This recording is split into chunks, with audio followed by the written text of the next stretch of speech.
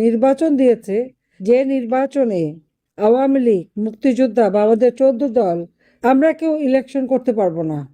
অন্তত আমি এটুকু দাবি করতে পারি যে 50% ভোটার আওয়ামী লীগকে সমর্থন দেয়।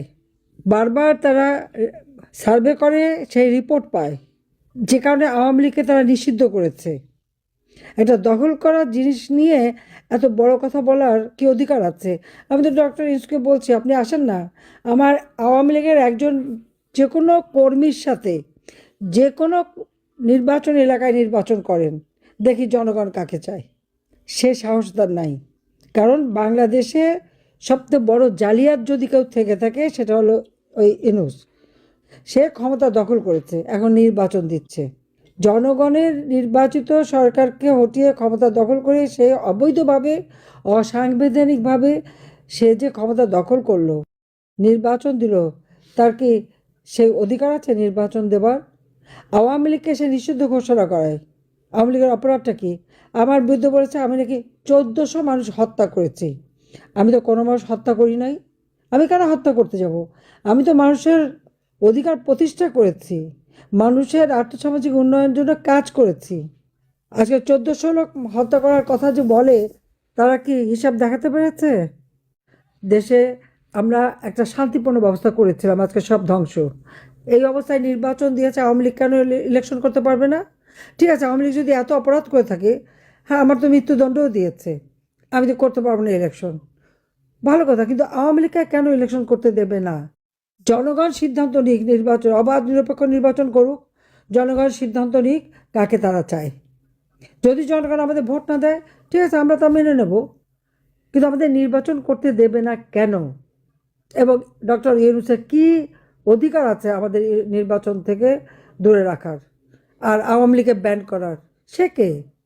এই আওয়ামী লীগ বাংলাদেশের স্বাধীনতা এনে দিয়েছে, বাংলা ভাষায় কথা বলার অধিকার দিয়েছে, আন্তর্জাতিক মাতৃভাষা দিবস, সবই তো আওয়ামী লীগের করা। জাতির পিতা বঙ্গবন্ধু শেখ মুজিবুর রহমানের নেতৃত্বে আমরা করেছি। তাহলে কাজে আমি আপনাদেরকে ধন্যবাদ জানাই যে আমরা ইলেকশন চাই, কিন্তু সকল দল সমানভাবে অংশগ্রহণ করবে। জনগণকে অধিকার দিতে হবে যে তারা ভোটের মাধ্যমে তাদের রায় জানাবে। আজকে যদি 50% মানুষ যদি ভোট দিতেই না পারে, আর যদি ইলেকশনে অংশগ্রহণ করতে না পারে, তো সেটা কোন ধরনের ইলেকশন হবে? আবার কেউ যদি বলে যে আমি ভোট দেব না, তার উপর মব সন্ত্রাসী, তাকে মারবে, ধরবে, তার বাড়িঘর পুড়িয়ে দেবে, তাদেরকে হয়রানি করা হচ্ছে, জবরদস্তি করে নির্বাচনে নেবে। আর হ্যাঁ ভোট কেন? গণভোটের তার কি অধিকার আছে? তো গণভোট, হ্যাঁ ভোট দিতে হবে, হ্যাঁ মানে ব্যালট পেপার তৈরি হচ্ছে, হ্যাঁ ভোটের সিল দিয়ে সবার হাতে পৌঁছে দিচ্ছে। এটা কি নির্বাচন? সরকারি সকল কর্মচারী, সরকারি কর্মচারী, সংবিধিবদ্ধ, স্বায়ত্তশাসিত এবং সশস্ত্র বাহিনী, police, BDR, RAB, BGB, answer থেকে শুরু করে সবাইকে কাজে লাগাচ্ছে হ্যাঁ ভোট চাওয়ার জন্য। বাহ, চমৎকার! তো এটা কী করে অবাধ নিরপেক্ষ হয়? তো মানুষ ভোট দেবে কিসের জন্য? না ভোটের খবরই নাই, সবই হ্যাঁ করতে হবে, এবং তার বলছে সবাইকে হ্যাঁ ভোট দেন, হ্যাঁ ভোট দেন। এটা কি সরকারি কর্মচারীদের দায়িত্ব নাকি? কাজে আজকে আমি মনে করি এইভাবে এই নির্বাচন হতে পারে না। ইউনূসকে পদত্যাগ করতে হবে, দরকার হলে নতুন করে ক্যাচকার গভর্নমেন্ট করতে হবে, এবং তারা এই সমস্ত এগুলি সব দূর করবে। ভোটার তালিকায় যে ফলস ভোট দেওয়া হয়েছে, ভোটারের নাম একই ব্যক্তি 2-3 জায়গায় নাম, সেগুলি বন্ধ করে একেবারে স্বচ্ছ ছবি সব ভোটার তালিকা করতে হবে, স্বচ্ছ ব্যালট বাক্সে ভোট হবে, অবাধ নিরপেক্ষ নির্বাচন হবে, জনগণ সিদ্ধান্ত নেবে কাকে চায় কাকে চায় না। কাজে আমি আপনাদের ধন্যবাদ জানাই, আপনারা কষ্ট করে এই শীতের মধ্যে আজকে এসেছেন এবং আপনারা সেই দাবিটাই আজকে করছেন, সেজন্য সবাইকে আমার ধন্যবাদ। জনতা জয় হবে হবে, এটা আমার বিশ্বাস। এই অবৈধ শাসক দেশকে ধ্বংসের দিকে নিয়ে গেছে, আমাদের একটা সুন্দর গোছানো দেশটাকে একেবারে শেষ করে দিয়েছে।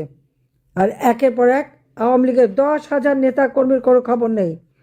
হত্যা, খুন, গুম প্রতিদিনের ব্যাপার। কারাগারে তাদের হত্যা করা হচ্ছে পরিকল্পিতভাবে, জেলা উপজেলা কারাগারে পর্যন্ত মানুষ হত্যা করা হচ্ছে। কাজে এই হত্যার নিন্দা জানাই এবং প্রত্যেকটা হত্যাকাণ্ডের বিচার করা হোক, তদন্ত করা হোক, আন্তর্জাতিক পর্যায়ে তদন্ত করা হোক যে হত্যাকাণ্ডকে আমি করেছি না ইউনূস তার মেটিকুলাস ডিজাইনের মাধ্যমে তার জঙ্গি সন্ত্রাসীদের দিয়ে করিয়েছে। কারণ সব জঙ্গি সন্ত্রাসীদের সে ছেড়ে দিয়েছে, কারণ তাদের কাছে সে কৃতজ্ঞ, কারণ তাদেরকে সে ব্যবহার করছে ক্ষমতা দখলের জন্য। কাজে সবাইকে আমি এই জন্য ধন্যবাদ জানাই যে দেশের মানুষের জীবনে শান্তি ফিরে আসুক, নিরাপত্তা ফিরে আসুক। এই জন্য আপনাদের সকলের সহযোগিতা আমি চাই এবং খোদা হাফেজ। জয় বাংলা, জয় বঙ্গবন্ধু, বাংলাদেশ চিরজীবী হোক।